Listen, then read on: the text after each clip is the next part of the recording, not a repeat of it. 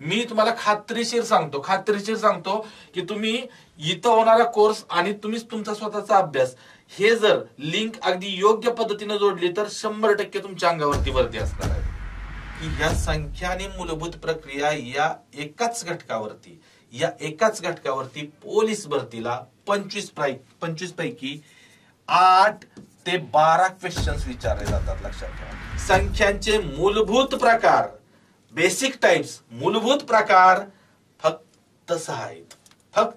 लक्षात ठेवा. स्पर्धा परीक्षा सिलेबसला 2चं वर्गमूळ एक्झॅक्ट किती असतं तर हे आजपर्यंत गणिताला सापडलेलंच नाही.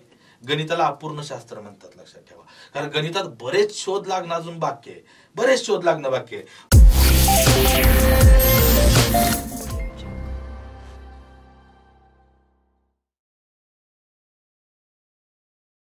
नमस्कार मित्रांनो, मी प्राध्यापक नितीन सत्रे आपल्या सर्वांचं वेनेटर करिअर्सच्या ऑनलाईन प्लॅटफॉर्मवरती स्वागत करतो. मित्रांनो, खरंच हा जो प्रोग्राम आहे हा तुमच्यासाठी अतिशय, तुम्ही ग्रामीण भागातून, तुमच्या घरातून, गावातून अभ्यास करत असाल आणि तुम्ही समजा शहरामध्ये, तुमच्या जिल्ह्याच्या, तालुक्याच्या ठिकाणी किंवा पेड क्लासेस करू शकत नाही तर हा चॅनल फक्त तुमच्यासाठी आहे. मित्रांनो, हा चॅनल तुमच्यासाठी आहे. खरं तर या पोलीस भरतीच्या बॅच मध्ये जो काही आपला सिलेबस होणार आहे त्या संदर्भात मी अगोदरच्या एका लेक्चरमध्ये तुमच्याशी बोललेलो आहेच. आता आपण डायरेक्टली जास्त बाकीचा कोणताही फापट पसारा न मांडता डायरेक्ट आपण प्रकरणाला सुरुवात करणार आहोत, सिलेबसला सुरुवात करणार आहोत. तर आता सिलेबसला तुम्हाला हे तर माहिती आहे, पोलीस भरतीसाठी गणित आणि बुद्धिमापन 100 पैकी 50 गुणांसाठी, 100 पैकी 50 गुणांसाठी.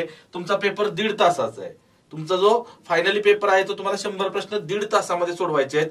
तर त्या 1.5 तासामधील पाऊण तास तुमचा वेळ आहे ऍक्च्युली गणित आणि बुद्धिमापनसाठी. मी तर म्हणतोय तुमचा 1 तास लागला तरी चालेल, पण तो तुम्हाला लागणार नाही. तुम्ही जर आपला कोर्स पूर्ण केल्यानंतर तुमच्या लक्षात येईल तुम्हाला 1 तास लागायचे. कारण बरेच वेळा मॅनेजमेंट कसं असतं, 1 तासामध्ये गणित आणि बुद्धिमापन राहिलेल्या अर्ध्या तासामध्ये जीएस आणि मराठी. कारण जीएस आणि मराठीच्या प्रश्नांच्या उत्तरासाठी तुम्हाला काय जास्त विचार सोडवावं लागत नाही. तुमचा तो अभ्यास झालेला असतो, तुम्ही वाचलेला असतंय आणि वाचलेलंच तुम्हाला फक्त टिक करायचंय. इथं मात्र तुम्हाला प्रत्येक प्रश्न तुम्ही अगोदर सोडवला असला तरी सोडवावाच लागतो.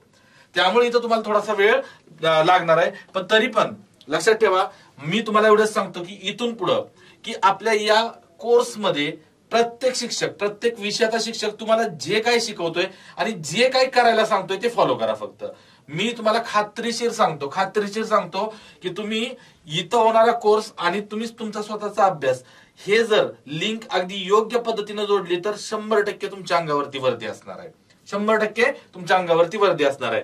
तर बघा मित्रांनो, आपण अंकगणितामधले संख्या आणि मूलभूत प्रक्रिया, कारण गणिताची सुरुवातच इथून होते, संख्या आणि मूलभूत प्रक्रिया, बरोबर, बेसिक ऑपरेशन्स अँड नंबर्स. आता यामध्ये तुम्हाला बरेच विद्यार्थी, आता काही जण असे असतात की ज्यांनी मागच्या 2-3 वर्षापासून 4 वर्षापासून अभ्यास करतात. काही जण असे असतात अगदी नवखे आहेत.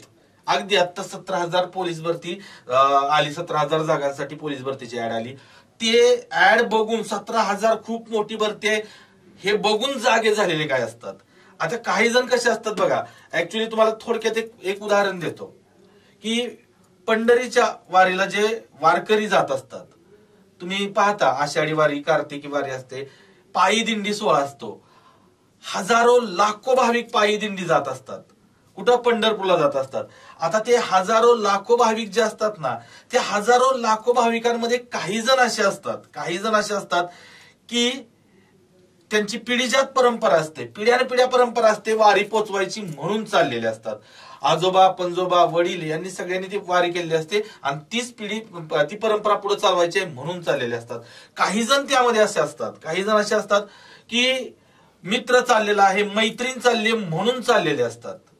दुसरा कोणतरी चाललाय किंवा तो जातोय तर मी का नाही जाऊ शकत, असा विचार करणारे काही जण असतात. त्यामध्ये हौशे, नवशे, गवशे असेही असतात. पण लक्षात ठेवा, त्या वारीमध्ये बोटावर मोजण्या इतपत भाविक असे असतात की ज्यांचं ध्येय फक्त तिथं जाऊन विठ्ठलाला भेटायचं असतं. लक्षात ठेवा, स्पर्धा परीक्षेमध्ये तसंच आहे. 17,000 पोलीस भरती आहे, 17,000 जागांसाठीची पोलीस भरती. यासाठी मी तुम्हाला सांगतो 20 लाखापेक्षा जास्त फॉर्म येणार आहेत संपूर्ण महाराष्ट्रातून.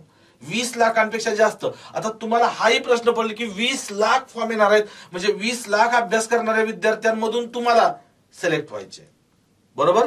पण लक्षात ठेवा, त्या 20 लाखामध्ये मी तुम्हाला आता सांगितल्यासारखे काही जण असे असतात की 17,000ची भरती आली, सरकारी नोकरी आहे म्हणून जागे झालेले काही जण आहेत.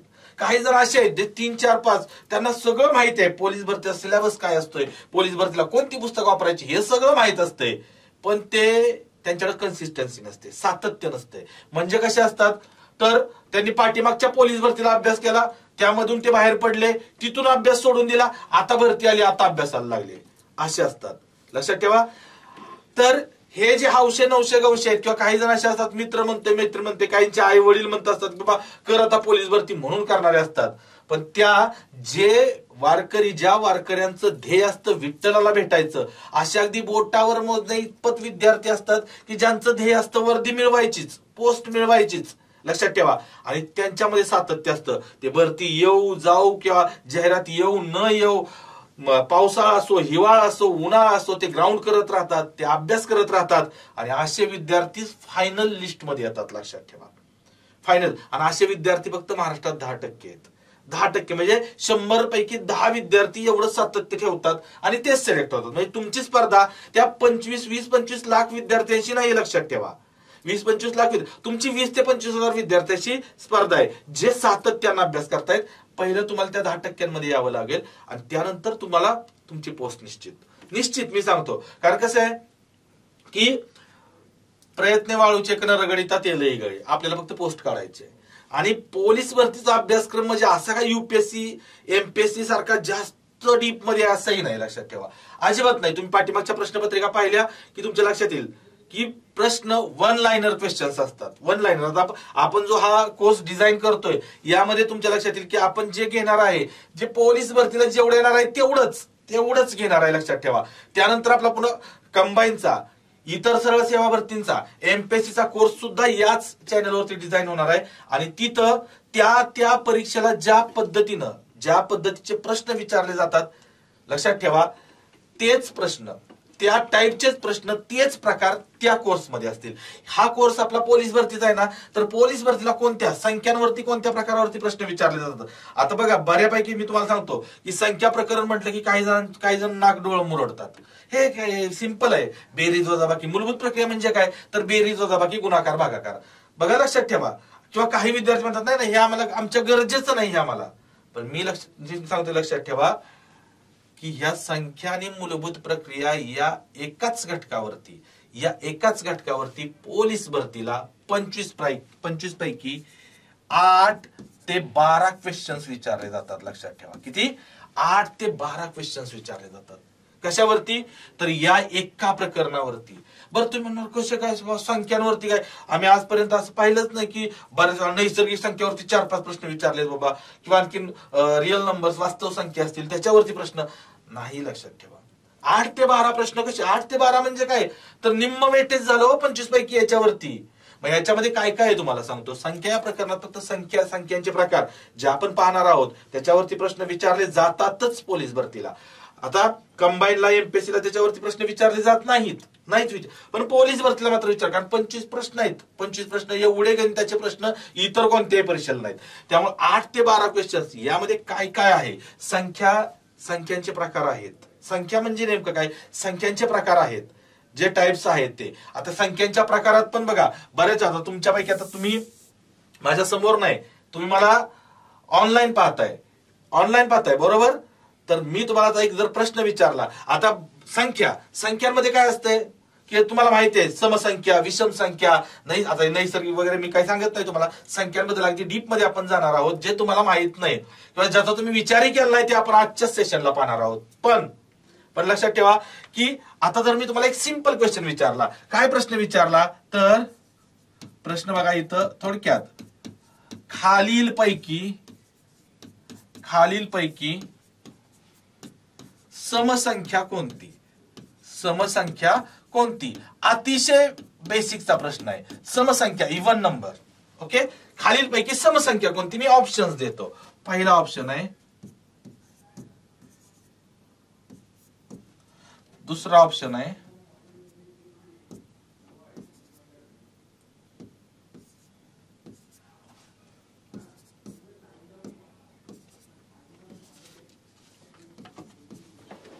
आणि फोर्थ वन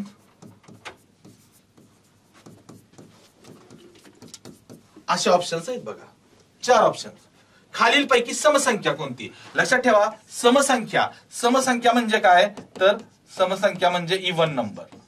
काय? Even number. तर खालीलपैकी समसंख्या कोणती? आता मी तुम्हाला सांगतो बघा, तुम्ही विचार केला, तुमचं उत्तर तुमच्या आलं बरोबर. सोपा प्रश्न आहे. तुम्ही म्हणणार हा मास्तर कसला, शिकवलं काय नाही, डायरेक्ट प्रश्न विचारतोय. तर नाही, कधी कधी लक्षात ठेवा, लहान लेकरू असतं ना, घरात लहान लेकरू आपल्या घराच्या बाहेर समजा एखादं छोटंसं डबका आहे, छोटा डबका आहे, पण त्या छोट्या डबक्यात ते लहान लेकरू बुडू शकतं एवढं ते डबका आहे. समजा बाहेर हौद आहे छोटा समजा पाण्याचा, मग आपण काय करतो, त्या लेकरावरती लक्ष ठेवायला लागतं की ते हौदाकडे जाऊ नये. पण आता लहान लेकराचं कसं असतं, हे करू नको म्हटलं ना ते जास्त करायचं करतं ते, किंवा त्याला पण जर अडवलं हौदाकडून जाण्यासाठी तर ते जास्त हौदाकडे, किंवा त्याला ते आकर्षण असतं पाण्याचं लहान लेकरांना, बरोबर.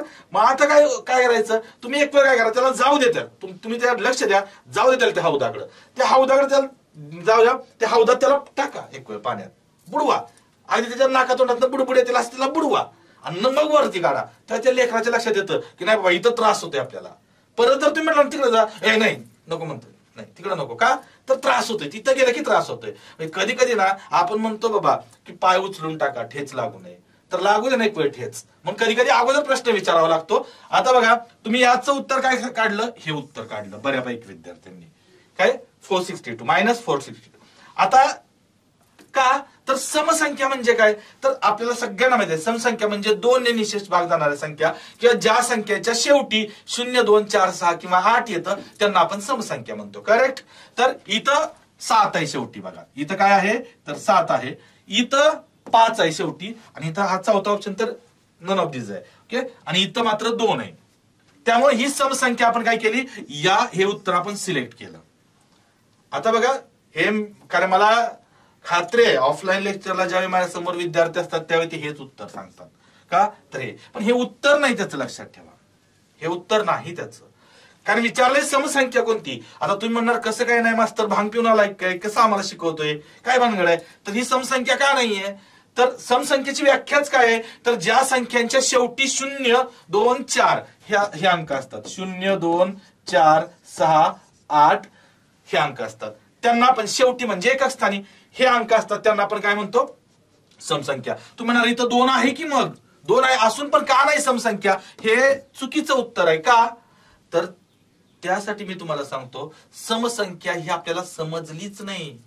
समसंख्या ही आपल्याला समजलीच नाही, कारण समसंख्या मग हे तुम्हाला कधी समजणार आहे, ज्यावेळी आपण डिटेलमध्ये संख्यांचे प्रकार पाहणार आहे. हा प्रश्न मी माझ्या मनाचा दिलेला नाही, लक्षात ठेवा. 2021 ला हा प्रश्न सरळ सेवा परीक्षेला विचारलेला प्रश्न आहे. सरळ सेवा परीक्षांना हा प्रश्न विचारलाय, मुलं याच्यात फसलेले आहेत, मुलं याच्यामध्ये फसलेले आहेत, लक्षात ठेवा.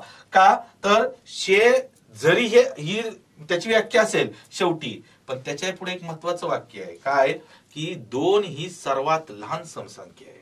2 ही सर्वात लहान समसंख्या आहे. मग लक्षात ठेवा, 2 जर सर्वात लहान समसंख्या असेल तर 2 पेक्षा लहान कोणतीही संख्या समसंख्या असूच शकत नाही. मग 0 ही सुद्धा समसंख्या नाही, 0 ही सुद्धा समसंख्या नाही, आणि 0पेक्षा लहान ज्या संख्या असतात त्या मायनस संख्या असतात, लक्षात ठेवा.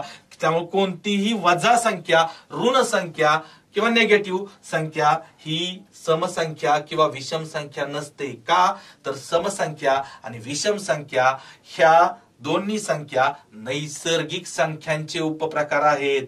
मग नैसर्गिक संख्या म्हणजे काय, इथून आपल्याला स्टार्ट करावं लागेल, लक्षात ठेवा. आता बघा, समसंख्या, विषम संख्या, मूळ संख्या, समूळ संख्या, जोडमूळ संख्या, संयुक्त संख्या, हे असे 14 प्रकार आहेत. टोटल संख्यांचे 14 प्रकार आहेत. पुस्तकामध्ये तुम्ही कुठले गणिताचं पुस्तक स्पर्धा परीक्षेचं उघडलं की तुम्हाला त्याच्या समोर पहिल्यांदा संख्यांचे प्रकार दिसतात, 14, 13, 14. त्रिकोणी संख्या, आता त्याच्यात एक प्रकार दिला नाही, तोही मी तुम्हाला सांगतो. चौकोनी संख्या सुद्धा असतात, लक्षात ठेवा. बघू आपण त्या काय भानगड आहे ते. पण आता हे जे 14 प्रकार आहेत, त्या 14 प्रकारांपैकी फक्त मी तुम्हाला सांगतो संख्यांचे मूलभूत प्रकार, बेसिक टाइप्स, मूलभूत प्रकार फक्त 6 आहेत. फक्त 6 आहेत, लक्षात ठेवा. स्पर्धा परीक्षेच्या सिलेबसला कोणकोणते आहेत तर नैसर्गिक संख्या, पूर्ण संख्या, पूर्णांक संख्या, परिमेय संख्या, अपरिमेय संख्या आणि वास्तव संख्या हे 6च प्रकार आहेत. आता त्याच्यानंतर आपण इमॅजिन नंबर्स वगैरे अवास्तव संख्या म्हणतो ते पण आहे, पण त्याचा पोलीस भरतीशी काही संबंध नाही. आजपर्यंत कधी प्रश्न विचारला नाही, इथून पुढे विचारला जाणार नाही, लक्षात ठेवा. विचारत नाहीत. मी सांगतो तुम्हाला काय असतं ते. अवास्तव संख्या म्हणजे नेमकं काय? आभासी संख्या त्याला म्हणतात. आभासी संख्या, अवास्तव संख्या, इमॅजिन नंबर्स असे त्याला बरेच शब्द आहेत. तर ती भानगड काय ती तुम्हाला मी थोडक्यात सांगेन. ते काही जास्त त्रास घेण्यासारखी गोष्ट नाही. तर लक्षात ठेवा, हे जे 6 प्रकार आहेत ते मुख्य बेसिक प्रकार आहेत. आणि त्यानंतर जे पुढचे प्रकार आहेत मग नंतर मूळ संख्या, जोडमूळ संख्या, सहमूळ संख्या, संयुक्त संख्या, त्रिकोणी संख्या, हे पुढचे समसंख्या, विषम संख्या, हे सगळे प्रकार नैसर्गिक संख्यांचे उपप्रकार आहेत. लक्षात ठेवा, नैसर्गिक संख्यांचे उपप्रकार आहेत. त्यामुळे ह्याचं उत्तर यापैकी नाही आहे बरं का. या प्रश्नाचं उत्तर मला सांगायचं राहिलं, यापैकी नाही उत्तर आहे. मायनस संख्या कोणती? सम नसते किंवा विषम नसते. आता आपण ते सगळं बघणारच आहोत. आता आपण सर्व ते बघणार आहोत. आता तुम्हाला मी सांगतो, थोडं आपण आता संख्यांच्या इतिहासाकडे जाऊया. थोडं म्हणजे आजचं लेक्चर थोडंसं म्हणजे कसं की जास्त ताण नाही, थोडं आपण हलकं फुलकं. प्रत्येक लेक्चर आपलं हलकं फुलकंच असणार आहे. लक्षात ठेवा, की तुम्हाला बोर होईल असं लेक्चर शक्यतो नसेल. फक्त तुम्हाला थोडा इंटरेस्ट असला पाहिजे. आता इंटरेस्ट असण्यासाठी तुम्ही म्हणाल की नाही आम्हाला लावणी बघण्यात इंटरेस्ट आहे गौतमी पाटीलचा, मास्तर लावणी सारखं डान्स करून दाखवा आम्हाला. तर ते काय मला जमणार नाही बाबा. मला ते डान्स वगैरे करायला जमणार नाही. पण तुम्हाला असेल तसा असं तर थोडं मग तुम्ही काय लेक्चर झाल्यानंतर थोडी एखादी लावणी पाहिली, डान्स पाहिला हिरोईनचा, किंवा आणखी तुम्हाला काय आवडतं थोडं पाहिलं विरंगुळा म्हणून तरी चालतंय. पण एकदा लेक्चर सुरू झालं की थोडं लेक्चरवरती आपण ध्यान देणार आहोत. आता संख्या आणि मूलभूत बघा. आता संख्या म्हणजे नेमकं काय? संख्या म्हणजे काय? आता एक गोष्ट तुम्हाला सांगतो की आपल्याला 2 शब्द आहेत आपल्याकडं.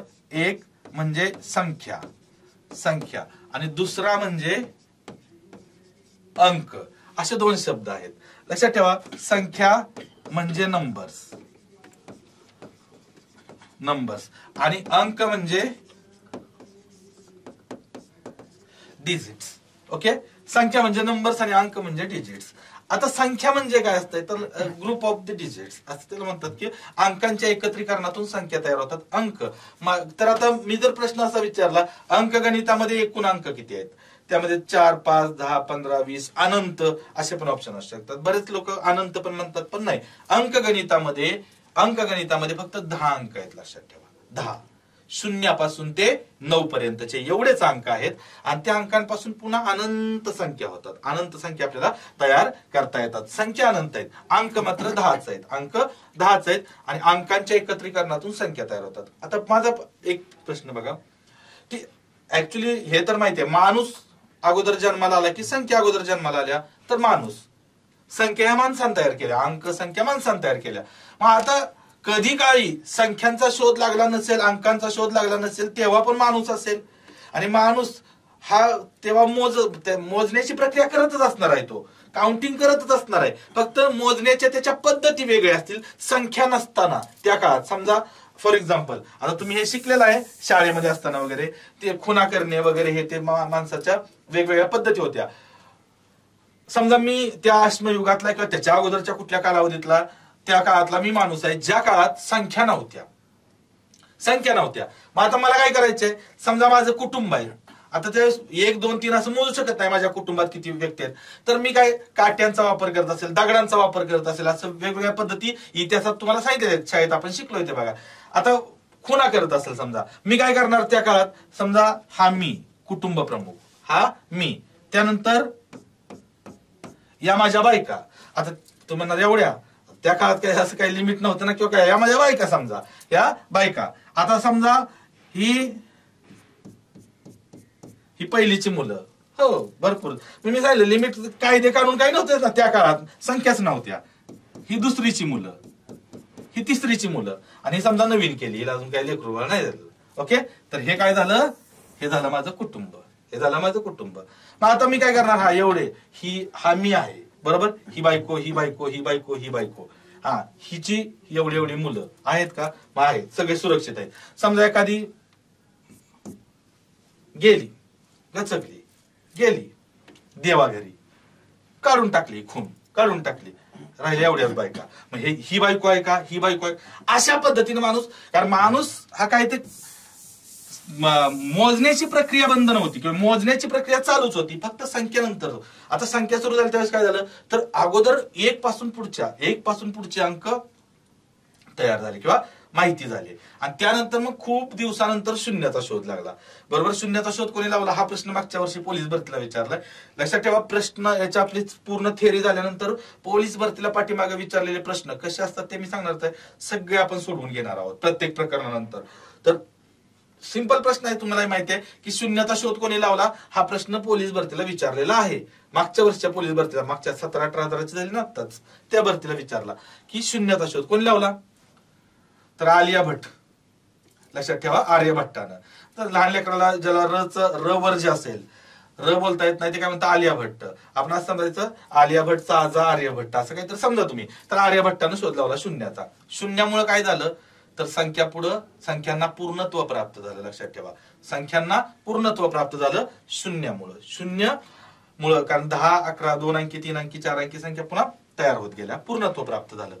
आता संख्या थोडा आता इथून पुढे थोडासा की तुम्ही इथून पुढे, आता सध्या पहिलं लेक्चर आहे, लेक्चर वाटलं तर पॉज करा थोडा वेळ, पण तुमच्या सोबत गणिताची वही असली पाहिजे. लक्षात ठेवा, नोट्स तुमच्या लगेच नोट्स इथं लिहून घ्यायच्या. आतापर्यंत आपण फक्त काय केलं या प्रकरणाबद्दल पहिलंच लेक्चर आहे, पहिलंच शिकवणं. ह्याच्या अगोदरचं लेक्चर झालंय त्यात फक्त मी माझं स्वतःच मोठेपणा सांगितलंय. मी असा, मी लेखक आहे, मी तसा आहे, काय आहे हे सांगितलंय. ओके, तुमच्याकडे आता सध्या पोलीस भरतीची पुस्तक वापरताय त्याच्यावरती पण तुम्हाला नितीन सत्र हे नाव दिसेल. लक्षात ठेवा, आहे ते. जर पुस्तक घ्यायचं असेल तर घ्या, नको घ्या, मी त्याचं मार्केटिंग करत नाही तर, पण तरी पण त्याच्यावरती नाव आहे. तुमच्याकडे 7-8 आपले पुस्तक आहे त्याच्यावरती नितीन सत्री लेखक म्हणून नाव आहे बऱ्यापैकी गणितांच्या पुस्तकांवर पोलीस भरतीच्या. ओके, एमपीएससीचं पण आपलं हटकेट्रिक्स नावाचं पुस्तक आहेच बाजारात. ओके, आता बघा तर संख्यांचे प्रकार आता सगळ्यात महत्वाचे आहेत. त्यामध्ये पहिला प्रकार बघा, संख्यांच्या प्रकारामध्ये पहिला प्रकार तो म्हणजे नैसर्गिक संख्या. ओके, नैसर्गिक संख्या, नॅचरल नंबर्स. बघा, नैसर्गिक संख्या. आता नैसर्गिक संख्या म्हणजे नेमकं काय तर आता याच्यावरती प्रश्न काय विचारला जातो अगोदरच सांगतो मी तुम्हाला. प्रश्न काय विचारला जातो नाही, कारण हे खूप महत्वाचं आहे. नैसर्गिक संख्यांवर अनेक प्रश्न, या मूलभूत प्रक्रिया पाहिल्यानंतर बघा नैसर्गिक संख्यांवरती प्रश्न विचारले जाणार आहेत बरेच, जे कॅल्क्युलेशनवर आधारित आहेत ते. पण याच्यावर मूलभूत प्रश्न कोणता विचारला जातो, सर्वात लहान नैसर्गिक संख्या कोणती. ऑप्शन असतात 0, 1, 2, -1 असे ऑप्शन्स राहतात. तर बऱ्याच विद्यार्थ्यांना इथं गोंधळ होतो. लक्षात ठेवा की 0 का 1 याच्यात गोंधळ होतोच. लक्षात ठेवा, कारण ज्यावेळी तुम्ही परीक्षेला जाणार आहे पोलीस भरतीच्या त्यावेळी फक्त एक प्रकरण किंवा एक विषय नाही तुमच्याकडे इतर म्हणजे गणित आहे, तुमच्याकडे बुद्धिमापन पण मीच घेणार आहे. लक्षात ठेवा, गणित आहे, बुद्धिमापन आहे, मराठी व्याकरण आहे, जीएस मध्ये तर 7 सब्जेक्ट आहेत. बरोबर, त्यामुळे इथं ते गोंधळ राहत नाही लक्षात की सर्वात लहान नैसर्गिक संख्या कोणती. एक तर वाचताना अभ्यास करताना आपण याच्याकडे थोडं दुर्लक्ष केलं असतं, सोपं आहे म्हणून थोडं लाईटली घेतलेलं असतं, हलक्यात. पण 0 की 1. तर आता नैसर्गिक संख्या म्हणजे काय, सुरुवात 0 पासून होते की 1 पासून होते, हा तुमचा कायमचा गोंधळ मिटण्यासाठी मी तुम्हाला थोडक्यात सांगतो. नैसर्गिक संख्या थोडं आता नैसर्गिक म्हणजे नॅचरल. Okay, natural numbers. आता तुम्ही शाळेत असताना विज्ञानामध्ये बघा आपल्याला होते बघा, फरक स्पष्ट करा, नैसर्गिक बदल आणि कृत्रिम बदल. फरक नाही, आर्टिफिशियल चेंजेस, नॅचरल चेंजेस असं काहीतरी होतं बघा. आता नैसर्गिक बदल म्हणजे काय असतात तर निसर्गाने निर्माण केलेले बदल. थोडक्यात निसर्गाने निर्माण केलेले किंवा जे बदल रिटर्न येत नाहीत त्यांना आपण नैसर्गिक बदल म्हणतो. फॉर एक्झाम्पल, कच्चा आंबा पिकणे किंवा दुधाचं दही होणे. बरोबर, म्हणजे दुधापासून दही बनवता येतं. तुमच्यापैकी कोणी असं आहे का दह्यापासून दूध बनवतो? नाही. कच्चा आंबा पिकवला जाऊ शकतो, त्याला औषध करून काही करून पिकवला जाऊ शकतो झाडापासून तोडून, पण पिकलेला आंबा पुन्हा कच्चा करता येत नाही. हे नैसर्गिक बदल आहेत. मग नैसर्गिक संख्या म्हणजे निसर्गाने निर्माण केलेल्या संख्या असं म्हणता येईल का तर नाही, निसर्गाने निर्माण केलेल्या संख्या आपण याला म्हणू शकत नाही. तर नैसर्गिक संख्येला इंग्रजीमध्ये नॅचरल नंबर्स म्हणतात आणि मराठीमध्ये त्याला आणखी एक शब्द आहे तो लक्षात ठेवा, तो म्हणजे मोज संख्या. आता नैसर्गिक संख्येची व्याख्या काय आहे तर लक्षात ठेवा, ज्या संख्यांचा वापर व्यवहारात वस्तू मोजण्यासाठी केला जातो. बघा, ज्या संख्यांचा तुमच्याकडे पण लिहून घ्या बरं का हे, ज्या संख्यांचा वापर व्यवहारात वस्तू मोजण्यासाठी केला जातो. वस्तू मोजण्यासाठी केला जातो त्या संख्या किंवा त्या संख्यांना नैसर्गिक संख्या म्हणतात. ज्या संख्यांचा वापर व्यवहारात वस्तू मोजण्यासाठी केला जातो. आता लक्षात घ्या, मग याची सुरुवात कुठून होते, शून्यापासून की एक पासून? तर त्याची सुरुवात मी इथं एक्झाम्पल घेतो, त्याचं उदाहरण 1 पासूनच होते. लक्षात ठेवा. बरे लक्षात कसं ठेवायचं, एखादा म्हणजे का बाबा शून्यापासून का नाही होत आहे, शून्याला मोज संख्या आपण का नाही म्हणू शकत, नाही का म्हणू शकत, किंवा म्हणू शकत असेल तर का नाही म्हणत असेल तर का? तर लक्षात द्या, मोज संख्या आपण म्हणतोय काय, तर ज्या संख्यांचा वापर व्यवहारात वस्तू मोजण्यासाठी केला जातो त्यांना आपण नैसर्गिक संख्या म्हणतोय. शून्य ही मोज संख्या नाही. का मोज संख्या नाही? आता अलीकडच्या काळात थोडं काय झालं, जरा डिजिटल इंडिया आलं किंवा टेक्निक, बऱ्याच गोष्टी अशा वाढल्या. आता पूर्वी म्हणजे माझ्या कॉलेजच्या जीवनात, आता तुमचं कॉलेजचं जीवन जरा थोडस रंगरंगीन आलंय. माझ्या कॉलेजच्या जीवनात तर मी सुरुवातीला म्हणजे एकतर मोबाईलच नव्हता विशेष म्हणजे, पण नंतर हळूहळू तो जरा बटनाचा मोबाईल आला, बटनाचा साधा मोबाईल, त्यानंतर अँड्रॉइड पण छोटे छोटे आले. सुरुवातीला व्हॉट्सअपला त्यावेळेस कसं स्टेटस ठेवलं की ते जोपर्यंत आपण बदलत नाही तोपर्यंत स्टेटस दिसायचं, असं ते स्टेटस होतं सुरुवातीला. आता कसं 24 तासात बदलतंय तसं होत नव्हतं, बरोबर. तर त्यावेळी त्या स्टेटस, त्या मित्रांचे स्टेटस बघितल्यानंतर कळायचं की बाबा कुणाच्या आयुष्यात हिरवळ चालू आहे, कुणाच्या आयुष्यात भगाटा चाललाय, अशा बऱ्याच गोष्टी समजायच्या. म्हणजे समजा ते कधी कधी त्यावेळेस एक स्टेटस असायचं नेहमी, काय माहितीये का, भलेही मी शून्य आहे, माझी किंमत शून्यासारखी आहे, मला काही किंमत नाही, मी शून्यासारखा आहे, पण मी ज्याच्यासोबत जोडला जातो त्याची किंमत 10 पटीनं वाढवतो, असे ते स्टेटस असायचे. असं स्टेटस कुणाचं असायचं, ज्याचा अगदी भागाटा झालाय, म्हणजे त्याला ती सोडून गेली, ती त्याची कोण गर्लफ्रेंड आहे, मैत्रीण आहे, सोडून गेली, ते तिनं बघावं की बाबा माझी किंमत शून्य आहे, आता माझी किंमत शून्य आहे, पण मी जर तुझ्यासोबत जोडला गेलो तर आपल्या दोघांची किंमत 10 पट होईल. अहो, तिनं 10 वेळा विचार करून याला लाद घातलेली असते, निघून गेलेली असते. जाऊ दे, आपल्याला त्या भानगडीत पडायचं नाही. पण बघा, तर शून्याला निश्चित किंमत आहे, बरं का, निश्चित किंमत आहे. शून्याला काहीच नसणे ही निश्चित किंमत आहे, पण ती मोज संख्या नाही. फॉर एक्झाम्पल, समजा तुम्ही जर मला उद्या कुठं भेटला मार्केटमध्ये, एखादा विद्यार्थी माझा, अरे सत्रे सर भेटलेत मला, आणि तुम्ही मला म्हणला हो सर चला चहा पाजा असे म्हटले. आता प्रॉब्लेम असा झाला की माझ्याकडे पैसेच नाहीत. मग न लाजता जर मी तुम्हाला सांगायचं म्हटलं तर मी काय सांगेन की बाबा रे माझ्याकडे पैसे नाहीत, मी काय तुला चहा पाजणार नाही किंवा पाजू शकत नाही, पैसे नाहीत. मी असं म्हणतो का माझ्या खिशामध्ये 0 रुपये असल्यामुळे मी तुला चहा पाजू शकत नाही, असं मी म्हणत नाही. का तर 0 ही मोज संख्या नाही. शून्याला आपण काय म्हणतो, नाही बाबा माझ्याकडे नाही, किंवा मायनस किंवा माझ्यावरती 200 रुपये कर्ज आहे, तर मी आपण असं म्हणतो का माझ्याकडे -200 रुपये आहेत, म्हणतो का? नाही. मोज संख्या नाहीत त्या. 0 किंवा शून्यापेक्षा लहान संख्या मोज संख्या नाहीत, म्हणून त्या नैसर्गिक संख्या नाहीत. मोज संख्या या 1 पासूनच सुरू होतात, लक्षात ठेवा, 1 पासून सुरू होतात. मग आता मी तुम्हाला काय म्हटलं, समसंख्या, विषम संख्या, मूळ संख्या, प्राईम नंबर्स, संयुक्त संख्या, जोडमूळ संख्या, सहमूळ संख्या, त्रिकोणी संख्या, चौकोनी संख्या, हे जे भले मोठे आता लाईन लागते प्रकारांची, ही सगळीच्या सगळी नैसर्गिक संख्यांचे उपप्रकार आहेत. ते आपण सगळ्या शेवटी पाहणार आहोत. तर नैसर्गिक संख्या हा संख्यांचा बेसिक टाइप आहे, मूलभूत प्रकारांपैकी एक प्रकार आहे. लक्षात ठेवा, नैसर्गिक संख्या. नैसर्गिक संख्या आता कुठून सुरुवात झाली, 1 पासून. हे क्लिअर झालं. सर्वात मोठी नैसर्गिक संख्या आपल्याला सांगता येत नाही, लक्षात ठेवा. तर त्याला आपण काय म्हणतो, तर ती इन्फिनिटी आहे, बरोबर, अनंत आहे ते. आता नैसर्गिक संख्यांवरती विचारले जाणारे प्रश्न कोणकोणते असतात, की तुम्हाला प्रश्न विचारतात सहज. आता तुम्ही फक्त ताण घेऊ नका, मी तुम्हाला ते शिकवणार आहे. काय तर तुम्हाला असा प्रश्न विचारतात की 2 + 4 + 6 + dash dash dash, sorry,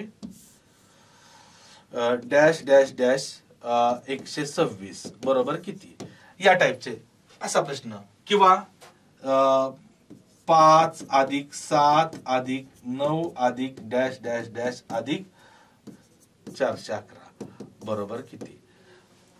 okay, आता हे फक्त मी तुम्हाला थोडक्यात सांगितले, हे समसंख्या आहेत, हे विषम संख्या आहेत. आता उदाहरणार्थ क्रमवार संख्या असतील की 8 अधिक 9 अधिक 10 अधिक डॅश डॅश डॅश अधिक 247 बरोबर किती? असे बरेच, हे 3 प्रश्न झाले. आता तुम्हाला सांगतो, ह्यांचा वर्ग केला, 8चा वर्ग अधिक 9चा वर्ग अधिक 10चा वर्ग अधिक डॅश डॅश डॅश 247चा वर्ग, यांचा वर्ग केला, यांचा वर्ग केला, त्यांचा घन केला, क्यूब घन केला. म्हणजे असे वेगवेगळे प्रश्न याच्यावरती विचारले जातात. याचे फॉर्म्युले आहेत. याचे तुम्ही जर पुस्तकात पाहिले की नाही, तर याचे फॉर्म्युले कोणकोणते आहेत बघा. मी तुम्हाला सांगतो फॉर्म्युले किती आहेत. की पहिल्या क्रमवार नैसर्गिक संख्यांची बेरीज n+1/2 हा असतो फॉर्म्युला. बघा पुस्तकात चेक करा, तो मी नंतर तुम्हाला सांगणार आहे. पहिल्या क्रमवार समसंख्यांची बेरीज n×n+1, n कंसात n अधिक 1. पहिल्या क्रमवार विषम संख्यांची बेरीज 1 पासून काय असतो, तर n+1/2 ब्रॅकेट स्क्वेअर असतो, लक्षात ठेवा. म्हणजे सुरुवात आणि वर्गांचे पुन्हा समसंख्यांचे वेगळे फॉर्म्युले. ह्या सगळ्या फॉर्म्युल्यांसाठी मी तुम्हाला सांगतो फक्त एकच फॉर्म्युला आपल्याला वापरायचे, तिन्ही फॉर्म्युल्यांसाठी, 3-4 फॉर्म्युल्यांसाठी. आणि त्यात पण अजून एक फॉर्म्युला आपल्याला करावाच लागतो, तो म्हणजे एकूण संख्या काढण्याचा. एकूण तुम्हाला प्रश्न विचारतात काय की 4 पासून ते 640 पर्यंत एकूण समसंख्या किती, एकूण विषम संख्या, एकूण संख्या काढण्यासाठी असे बरेच प्रश्न, बरेच प्रकार या नैसर्गिक संख्यांवर विचारले जातात. तुम्हाला आता फक्त काय लक्षात ठेवायचे, तर नैसर्गिक संख्या म्हणजे काय, तर हे अजिबात पाठ करायचं नाही. ही जी व्याख्या आहे ना, अजिबात पाठ करायची नाही, गरजच नाही. फक्त लक्षात काय ठेवायचे, नैसर्गिक संख्या म्हणजे मोज संख्या. मोज संख्या आणि त्याची सुरुवात 1 पासून होते, सुरुवात 1 पासून होते, एवढं फक्त तुम्हाला लक्षात ठेवायचे बस. तर हा झाला नैसर्गिक संख्या पहिला प्रकार. सेकंड, आता बघा दुसरा प्रकार. दुसरा प्रकार काय आहे, आणि हा नैसर्गिक संख्या खूप महत्वाचा आहे. आपण आता सुरुवातीला फक्त प्रकार सगळे पाहू आणि त्यानंतर त्याच्यावरती विचारले जाणारे प्रश्न, प्रश्नांचे प्रकार, कोणकोणत्या प्रकारचे प्रश्न विचारले जातात. तर आता दुसरा म्हणजे पूर्ण संख्या.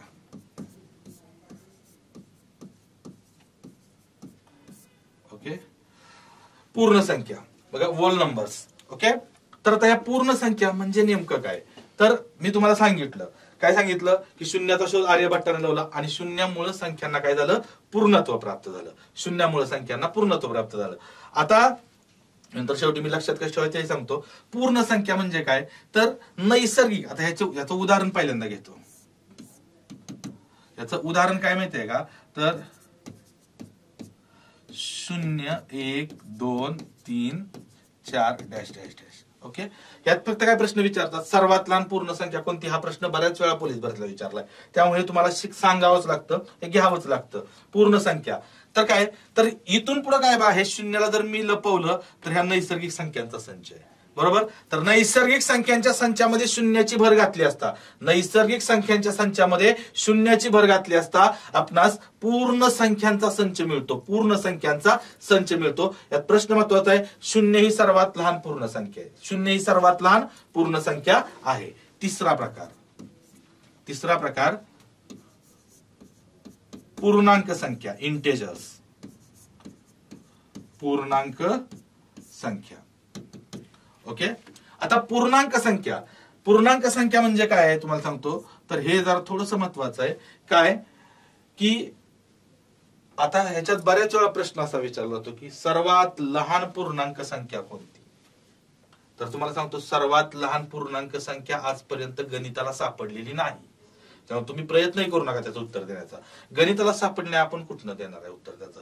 सर्वात लहान पूर्णांक संख्या आपल्याला माहित नाही, पण सर्वात मोठी पूर्णांक संख्या ती सुद्धा माहित नाही, माहितच नाही. तुम्ही म्हणाल असं कसं काय, सर्वात लहान पण माहित नाही, मोठी पण माहित नाही. याच्यात माहिती आहे आपल्याला, पूर्ण संख्या 0 ही सर्वात लहान पूर्ण संख्या आहे, किंवा आपल्याला हे माहिती आहे नैसर्गिक संख्यामध्ये 1 ही सर्वात लहान नैसर्गिक संख्या आहे. पण पूर्णांक संख्या मात्र याला ना आदी ना अंत, ना आदी ना अंत, सुरुवात कुठं झाली माहित नाही आणि शेवट कुठं होणार आहे ते माहित नाही. याचं उदाहरण काय तुम्हाला सांगतो, याचं उदाहरण काय, तर dash dash dash dash dash, सुरुवातीलाच डॅश आहे, -2 -1 0 1 2 3 डॅश डॅश डॅश. हे त्याचं उदाहरण आहे. कारण आता हे उदाहरण मी का देतोय तर उदाहरणच फक्त लक्षात ठेवा, उदाहरणांवरून त्याची व्याख्या लक्षात येतात. ओके.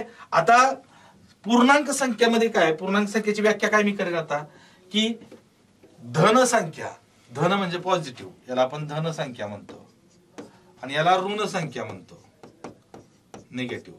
ओके. धन संख्या, ऋण संख्या आणि शून्य मिळून तयार होणारा संख्या संच. तुम्हाला शाळेत असताना बघा संख्या रेषा होती, अशी संख्या रेषा तुम्ही शिकला होता.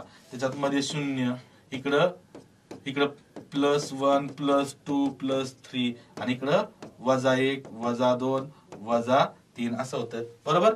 तर ह्या संख्या रेषेवर दिसणाऱ्या ज्या संख्या आहेत त्यांना पूर्णांक संख्या म्हणायचं, त्यांना पूर्णांक संख्या म्हणायचं. मागच्या वर्षी हाही प्रश्न विचारलाय, मी आवर्जून सांगतो, सर्वात लहान पूर्णांक संख्या कोणती.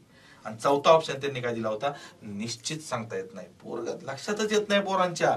पोरं सर्वात लहान म्हणलं की त्या डोक्यात एकच असतंय, 0 असणार किंवा 1 असणार, एवढं डोक्यात येतं आणि तिथं ते फसतंय. आणि चौथा ऑप्शन म्हणजे काय असतं, यापैकी नाही, निश्चित सांगता येत नाही असं. तर तिथं चौथा ऑप्शन होता निश्चित सांगता येत नाही. तर त्याचं उत्तर निश्चित सांगता येत नाही. काय तर सर्वात लहान पूर्णांक संख्या कोणती, सर्वात लहान पूर्णांक संख्या कोणती. का तर लक्षात ठेवा, इथून पुढे संख्या लहान लहान अलीकडं लहान होत जातात. का लहान होतात, -1 पेक्षा -2 लहान आहे, -3 लहान आहे.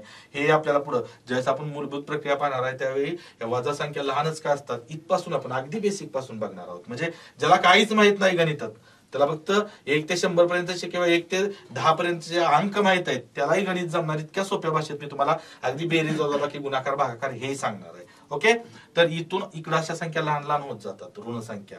तर ह्या लहान, मग इकडं जशा संख्या, कारण मायनस संख्यांच्या बाबतीत त्यांची किंमत आपल्याला जशी वाढताना दिसते ऍक्च्युअल ती कमी कमी होत जाते. त्यामुळे इथं अनंतापर्यंत इकडं वाढत जातील त्यांची दर्शनी किमती, फेस व्हॅल्यूज लक्षात ठेवा, त्या वाढत जातील. पण त्यांची किंमत ऍक्च्युअली काय होणार आहे, कमी कमी इकडे वाढतच जाणार आहे. इकडे किती ते अनंतापर्यंत, इकडे अनंतापर्यंत. त्यामुळे पूर्णांक संख्या लक्षात ठेवा, ना आदी ना अंत, ना आदी ना अंत. म्हणजे त्यांची सुरुवात कुठं होते हे आपल्याला माहित नाही आणि त्यांचा शेवट कुठं होतोय माहित नाही. निश्चितपणे फक्त एकच गोष्ट सांगता येते की पूर्णांक संख्येच्या सेंटरला 0 असतं. पूर्णांक संख्येच्या सेंटरला काय असतं, 0 असतं. एवढंच. शून्याच्या पुढे धनसंख्या, शून्याच्या अगोदर ऋण संख्या, एवढं आपण त्याच्या बाबतीत निश्चितपणे सांगू शकतो. ओके. आता ह्या जे 3 प्रकार झाले, हे 3 प्रकार लक्षात ठेवा, हे 3 प्रकार, हे 3 महत्वाचे प्रकार आहेत. कारण का बघा, इथं नैसर्गिक संख्या 1 पासून सुरू होतात,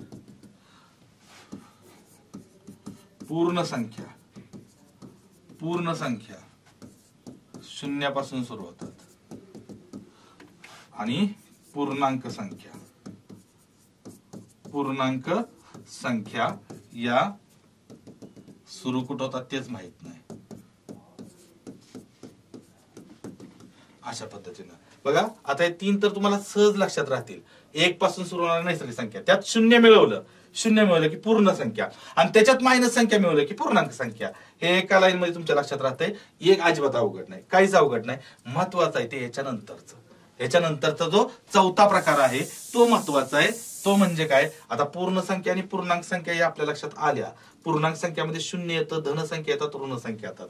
ओके. आता आपल्याला चौथा प्रकार बघायचा आहे. तर तो चौथा प्रकार कोणता आहे, परिमेय संख्या. कोणता आहे, परिमेय संख्या.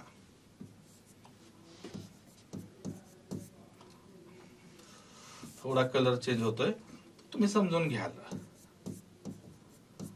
जरी पेनाचा कलर चेंज झाला तरी मास्टरचा रंग बदलला नाही पाहिजे, एवढं लक्षात असू द्या. परिमेय संख्या. ओके.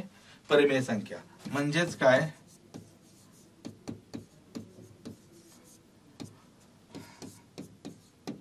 Rational numbers. ओके.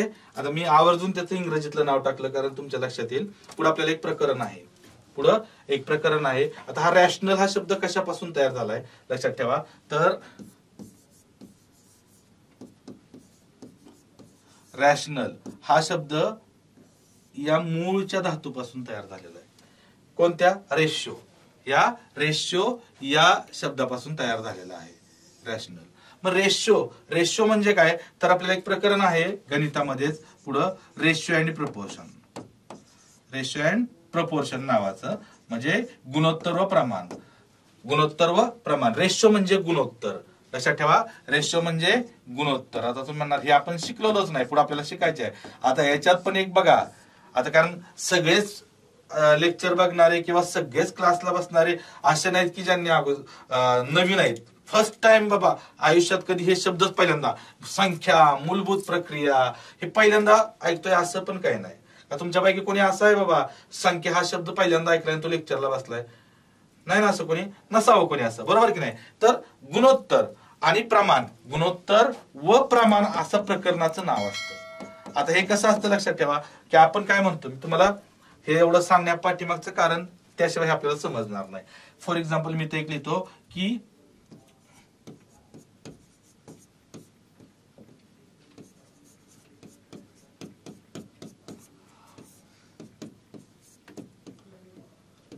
असे प्रश्न आपल्याला येणार आहेत पुढं. काय तर हे वाचताना मी कसं वाचतो, आई व मुलगी, आता वयाच्या संदर्भात दिले समजा, असं आपण समजूया, आई आणि मुलगी यांच्या आजच्या वयाचे गुणोत्तर 7:2 आहे, असं आपण वाचतो. आई आणि मुलगी यांच्या आजच्या वयाचं गुणोत्तर 7:2 आहे, म्हणजे याला मी काय म्हणतोय, तर याला मी म्हणतोय गुणोत्तर, असं मी वाचतोय गुणोत्तर. किंवा तुम्हाला बऱ्याच वेळा असंही दिसेल की आई आणि मुलगी यांच्या आजच्या वयाचं प्रमाण 7:2 आहे.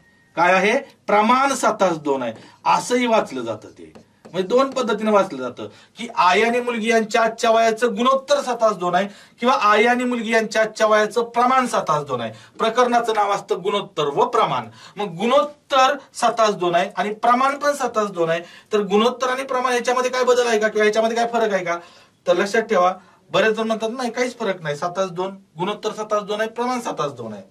जर त्यांच्यामध्ये फरक नसेल, काहीच फरक नसेल गुणोत्तर रेशो आणि प्रपोर्शन मध्ये, किंवा गुणोत्तर आणि प्रमाणात काही बदल नसेल किंवा फरक नसेल, तर एका शो साठी दिलेत का नाव वेगवेगळी, तर त्यांच्यामध्ये फरक आहे. त्यांच्यामध्ये फरक आहे. काय फरक आहे तो तुम्हाला डीप मध्ये त्या प्रकारात मी सांगेन. गुणोत्तर तर प्रत्येक प्रमाण हे गुणोत्तर असतं, लक्षात ठेवा, प्रत्येक प्रमाण. पण प्रत्येक गुणोत्तर हे प्रमाण असेलच असं नाही. प्रत्येक प्रमाण हे गुणोत्तर असतं, मात्र प्रत्येक गुणोत्तर प्रमाण असेलच असं नाही. तर ज्या गुणोत्तरामध्ये जी पद असतात, गुणोत्तरामधली पद पटीमध्ये असतात, त्यांच्यामध्ये पट समान असते, त्यांना आपण प्रमाण म्हणतो, प्रपोर्शन म्हणतो. ते आपण पुढे बघणार आहोत. त्याच्यामधला तो फरक का महत्वाचा आहे त्यातली उदाहरणं सोडवण्यासाठी. बऱ्याच वेळा तुम्हाला वाटतं शॉर्टकटनं उत्तर त्याच वेळी काढता येतील ज्यावेळी तुमची ती संकल्पना क्लिअर होईल. त्या संकल्पना आपण तिथं बघणार आहोत. तर आता गुणोत्तर म्हणजे काय, तर हे असं आपण लिहितो 7:2. ओके, आता मी हे सगळं का सांगतोय बघा. आता हे कारण दोन संख्यांच्या बाबतीत गुणोत्तर आणि प्रमाण सेमच असतं. ह्या 7:2 हे दोन संख्या, तीन संख्या आल्या गुणोत्तरात तर गुणोत्तर आणि प्रमाण वेगवेगळं राहतं. आता लक्षात ठेवा, हे गुणोत्तर, तर आता A:B असं आहे समजा. काय आहे, A गुणोत्तर B. तर ह्या A आणि B मध्ये कोणती प्रक्रिया असते, तर भागाकाराची प्रक्रिया असते. लक्षात ठेवा, A/B, A/B अशी असते प्रक्रिया. A/B ज्यावेळी गुणोत्तर असतं त्यांच्यामध्ये भागाकाराची प्रक्रिया असते, भागाकाराची. लक्षात ठेवा, म्हणजे हा असतो तो अंश असतो, पुढे आपल्याला अपूर्णांक बघायचा आहे, आणि हा असतो तो छेद असतो. Okay, numerator denominator. तर आता हे अंश आणि छेद असतात. आता तुम्हाला सांगतो परिमेय संख्या म्हणजे रॅशनल नंबर. रेशो म्हणजे गुणोत्तर, तर रॅशनल नंबर म्हणजे गुणोत्तरीय संख्या. आता तुम्हाला मी थोडक्यात सांगतो बघा की ह्याची गणिती व्याख्या काय आहे. परिमेय संख्येची गणिती व्याख्या काय आहे, तर कोणत्याही पूर्णांक संख्येला कोणत्याही शून्येतर पूर्णांक संख्येने भाग दिला असता मिळणारी गुणोत्तरीय संख्या म्हणजे परिमेय संख्या. अशी लांबलचक व्याख्या आहे जी पाठ करायची गरज नाही. मग तुम्ही म्हणणार पाठ करायची गरज नाही तर तू का आमच्या पुढे ते बडबड करतोय, तर मास्तर आहे, थोडस काहीतरी सांगितलं, मला येतं हे तुम्हाला दाखवून दिलं पाहिजे की नाही, थोडी शायनिंग मारली पाहिजे की नाही मास्तरनं, मग थोडी शायनिंग मारतोय की बाबा अशी त्याची व्याख्या आहे गुणोत्तरीय संख्या किंवा परिमेय संख्या. तुम्हाला मी थोडक्यात सांगतो. आपण देवासमोर गेल्यानंतर काय म्हणतो, देवाला भोळं बाबडं मानून घे बाबा, साधं भोळं मानून घे. आपण साधी भोळी व्याख्या काय त्याची, साधी भोळी व्याख्या. तर परिमेय संख्या म्हणजे काय, तर ज्या संख्यांना निश्चित किंमत असते अशा संख्या. बघा मी शॉर्ट मध्ये काय लिहितो इथं, तर ज्या संख्यांना निश्चित किंमत असते, निश्चित किंमत असते, ज्या संख्यांना निश्चित, मला खात्री आहे बरं का की तुम्ही हे सगळं लिहून घेत आहात, मी तुम्हाला सांगत नाही आता, पण हे तुम्ही लिहून घ्या. तुम्ही पुन्हा पुन्हा व्हिडिओ पाहू शकता, त्यात काही प्रॉब्लेम नाही, वाद नाही, पुन्हा पुन्हा पाहू शकता.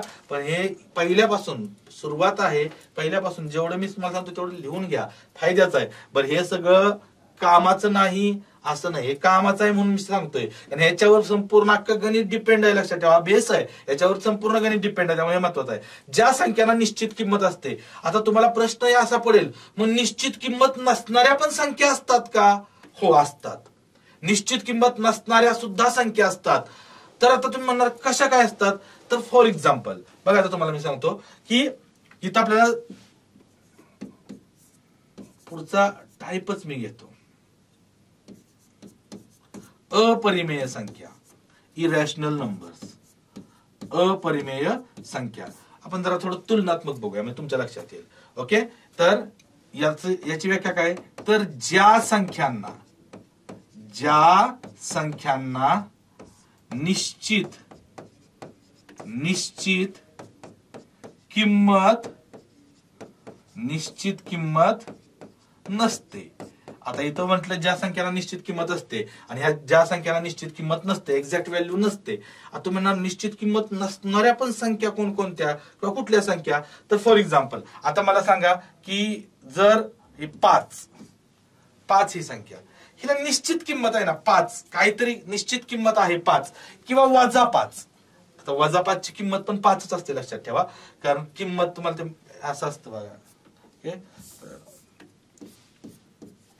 ह्याच की 5 - 5 अशा दोन्ही किमती असतात, लक्षात ठेवा. म्हणजे काय, तर त्या चिन्ह मॅटर करत नाही, कारण -5 चा अर्थ काय, तर समजा या बाजूला 5 तर या बाजूला 5, डावीकडे 5 उजवीकडे 5 असत, तर ते किंमत स्टार्ट पॉइंट पासून ते 5 अंतरावरती असतं, फक्त त्यांच्या दिशा वेगळ्या.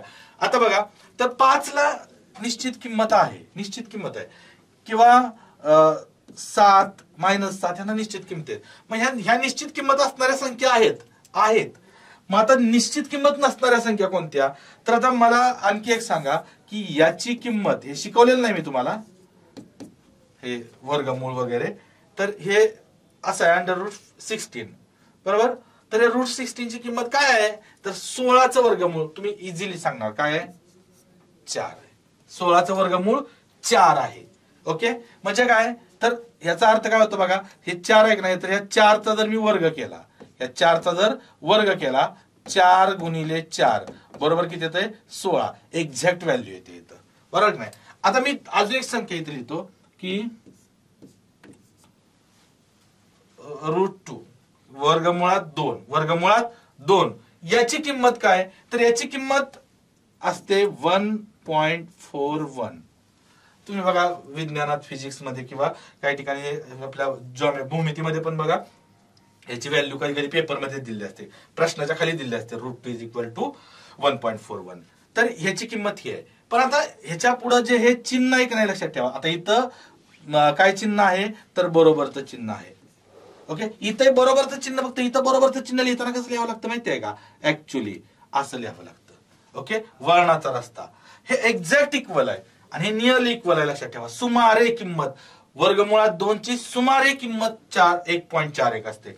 म्हणजे आता मी जर याच्या बाबतीत जर 1.41 × 1.41 असं जर केलं की नाही, 1.41 गुणिले 1.41 असं जर केलं ना, तर ह्याची किंमत किती येते माहिती आहे का, तुम्ही कॅल्सीवरती करून बघा, याची किंमत 1.97 अशी भरून ते पूर्ण ते कॅल्सीची तो डिस्प्ले पूर्ण भरतो असा इकडे अंकांनी, तर 1.97 अशी येते. तर का, तर इथं बघा, इथं 4 गुणिले 4 त्याच संख्येला गुणलं, तर इथं जी किंमत आली होती ती किंमत आली इथली, लक्षात ठेवा, बरोबर की नाही.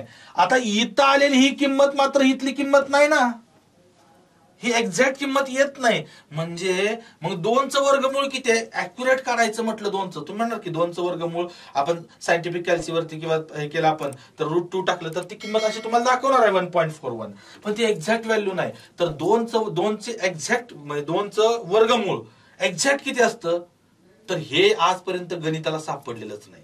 गणिताला अपूर्ण शास्त्र म्हणतात, लक्षात ठेवा. कारण गणितात बरेच शोध लागणं अजून बाकी आहे, बरेच शोध लागणं बाकी आहे. ओके, तर ह्याची एक्झॅक्ट किंमत माहित नाही. म्हणजे वर्गमुळात 2 या संख्येला निश्चित किंमतच नाही, निश्चित किंमत नाही, म्हणून ती काय आहे अपरिमेय संख्या. लक्षात ठेवा, ती काय आहे अपरिमेय संख्या आहे. दुसरी एक गोष्ट तुम्हाला सांगतो आता, म्हणजे तुम्हाला एक गोष्ट कळलं की निश्चित किंमत नसणाऱ्या सुद्धा संख्या असतात, हे तुम्हाला कळलं. आता तुम्हाला एक प्रश्न विचारला, 5/0 ह्याची किंमत किती.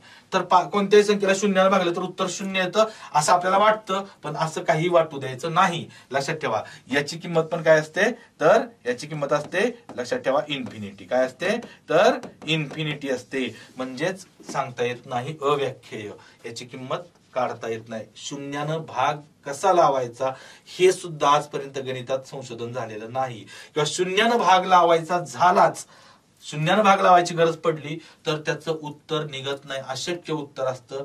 लक्षात ठेवा, शक्यच नसतं. तुम्हाला उदाहरणानिशी मी समजावून सांगणार आहे. आपलं पुढे अंतर्वेग वेळ नावाचं प्रकरण आहे, त्याच्यामध्ये सापेक्ष वेग येतो. लक्षात ठेवा, रिलेटिव्ह वेलोसिटी.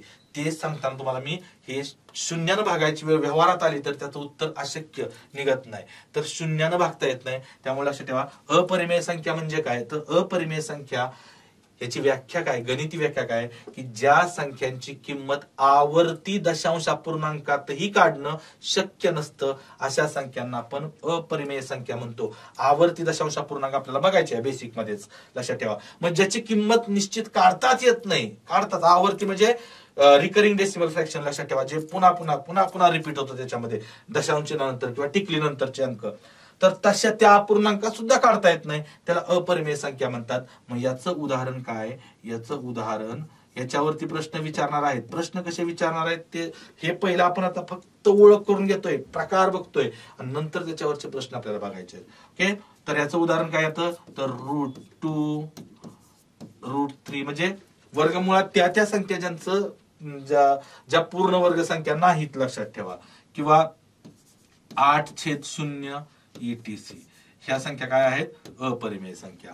आता परिमेय संख्या म्हणजे काय, तर परिमेय संख्या म्हणजे परिमेय, लक्षात ठेवा, रेशो म्हणजे गुणोत्तरीय संख्या म्हणजे ज्या संख्या, लक्षात ठेवा, या फॉर्मॅटमध्ये असतात. कोणत्या फॉर्मॅटमध्ये असतात, गुणोत्तराच्या फॉर्मॅटमध्ये असतात. गुणोत्तर म्हणजेच भागाकाराच्या फॉर्मॅटमध्ये असतात. म्हणजे आता याचं जर उदाहरण घ्यायचं झालं, तर आता समजा मी 8 उदाहरण घेतलं, तर 8 हे उदाहरण परिमेय संख्येचं आहे. आता एखादा म्हणेल बाबा 8 ही संख्या या फॉर्मॅटमध्ये नाही ना, म्हणजे अंश आणि छेदाच्या फॉर्मॅटमध्ये नाही, म्हणजे साध्या पूर्णांकाच्या किंवा गुणोत्तराच्या फॉर्मॅटमध्ये नाही, ती गुणोत्तरीय संख्या कशी होईल, तर लक्षात ठेवा, हे तुम्हाला माहितच आहे की कोणत्याही संख्येला छेद काहीच नसतो, त्यावेळी 1 असतो. 1 हा गणितामध्ये महात्मा गांधीजींसारखं काम करतो. लक्षात ठेवा, त्यांचं कोणाशी वैरच नव्हतं महात्मा गांधीजींचं, बरोबर की नाही. तसं 1चं शक्यतो कोणाशी वैर नसतं. महात्मा गांधीजी सर्वांशी मिळणारा हा अंक आहे 1, तर छेद काहीच नसतो याला, इथं त्यावेळी छेद किती असतो, 1 असतो, म्हणजे 8/1 असं गुणोत्तर होतं याचं. म्हणून हे 8 ही काय आहे, कुठलीही संख्या, लक्षात ठेवा, धन संख्या, ऋण संख्या परिमेय संख्येमध्ये, किंवा 3/5 -8/7 9/-17. आता ह्या दोन्हींचा अर्थ एकच होतो, या ऋण संख्या ते आपण पुढे बघणार आहोत. लक्षात ठेवा, ETC करा आता, end of thinking capacity. Okay, असं. तर परिमेय संख्या म्हणजे ज्या संख्यांना निश्चित किंमत असते त्या संख्यांना आपण परिमेय संख्या म्हणतो. अपरिमेय संख्या ज्या संख्यांना निश्चित किंमत नसते त्या संख्यांना आपण अपरिमेय संख्या म्हणतो. या संख्यांना निश्चित किंमत नाही, लक्षात ठेवा, या संख्यांना निश्चित किंमत नाही. आणि शेवटचा बेसिक टाइप लक्षात ठेवा, काय बेसिक टाइप, तो म्हणजे वास्तव संख्या.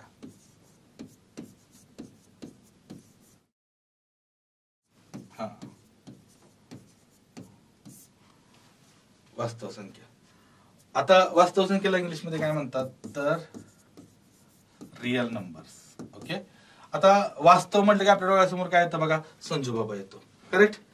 तर छान चित्रपट आहे बघा, मराठी दिग्दर्शकानं आपले महेश मांजरेकर यांचा आहे तो. तर वास्तव त्या चित्रपटाला वास्तव नाव का दिलंय, तर ती काही खरी स्टोरी असं नाही, पण वास्तवात तशा घटना घडतात की एखाद्या व्यक्तीच्या आयुष्यात एखादा काहीतरी इन्सिडेंट घडतो आणि तो वेगळ्या मार्गाने जातो, असं वास्तवात घडतं, ते त्यांनी त्यात दाखवलेलं आहे, म्हणून त्याला वास्तव असं नाव दिलेलं आहे. मग वास्तव संख्या म्हणजे काय, तर लक्षात ठेवा, वास्तव म्हणजे काय, तर वास्तवात असणाऱ्या संख्या म्हणजे नेमकं काय.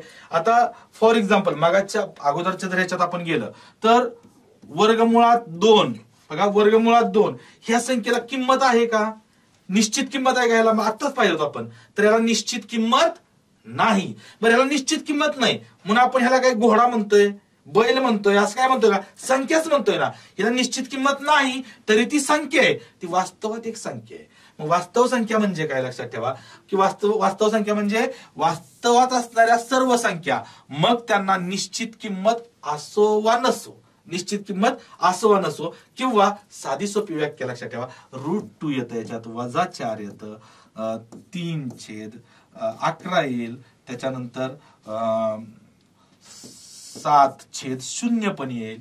म्हणजे बघा ह्याच्यात कोणकोणत्या संख्या येत आहेत वास्तव संख्यांमध्ये, तर ह्याच्यामध्ये परिमेय संख्या पण येत आहेत, ह्यांना निश्चित किंमत आहे, याला निश्चित किंमत आहे, आणि या दोघांना मात्र निश्चित किंमत नाही.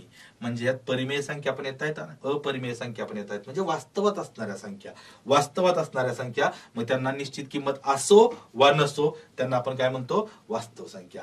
सिंपल. वास्तव संख्या म्हणजे काय, तर परिमेय संख्या आणि अपरिमेय संख्या मिळून तयार होणारा संख्या संच म्हणजे वास्तव संख्यांचा संच, आणि त्यांचं उदाहरण ही त्याची एक्झाम्पल आहे. लक्षात ठेवा, कशाची, तर वास्तव संख्यांचे. ओके. तर अशा पद्धतीनं आता आपण आजच्या लेक्चरमध्ये फक्त मूलभूत प्रकार, बेसिक टाइप्स संख्यांचे पाहिलेले आहेत. ओके. आता आपण इथंच थांबू, आपण पुढच्या सेशन मध्ये भेटणार आहोत पुढच्या नवीन प्रकारांसोबत. धन्यवाद.